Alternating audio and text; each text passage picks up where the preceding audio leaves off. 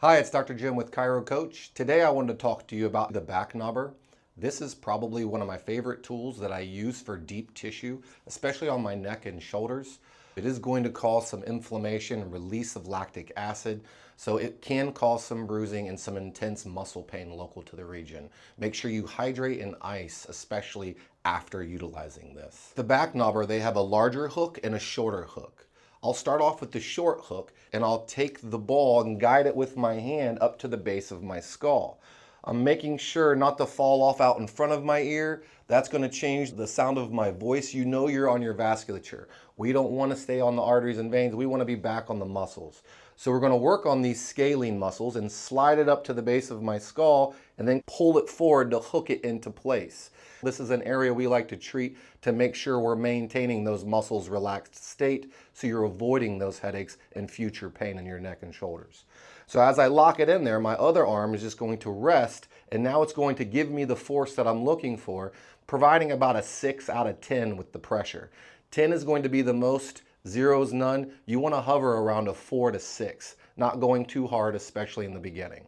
After you've released the area for about 30 seconds, you're then going to move it down about 1 inch to 2 inches. I'm going to pull it through more to get that tissue pull in the muscles, and then once again my other arm is just resting to create that lever effect and all the pressure I'm looking for.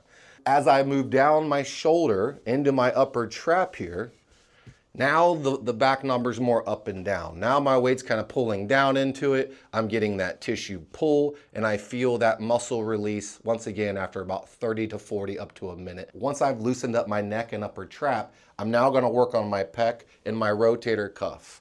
Take the Backnobber vertical, put it on my bed or couch and lean into it to start loosening up my pecs. The pec is what pulls us all forward. You're going to find a lot of tenderness all through this region, once again avoiding any breast tissue. Once the Backnobber has scraped this area out, I'm then going to work up in my armpit called the subscapularis. Pin it down, get the weight in there, and as I pin down, my body weight goes into it, and I'm going to lift my arm slightly, creating this stretching effect that I feel through this region. Once I work in my pec and armpit, I'm then going to work along my flank area into that latissimus dorsi. This one's a little bit goofier. You're going to feel like you're kind of laying on your side a little bit more, but once again, you're going to find a lot of areas that's going to light you up with a lot of pain. That means your muscles are too tight. You're going to back off with your pressure and spend a little bit more time through that region. I then can take that larger hook and I'll flip it around and I'll start working on these muscles in my low back and into my hips and glute.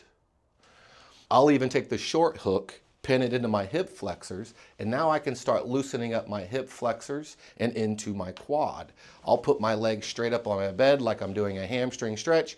I'll take the curve of the Backnobber and I'll start scraping along my IT bands, into my quads, into my groin, and also into my calf.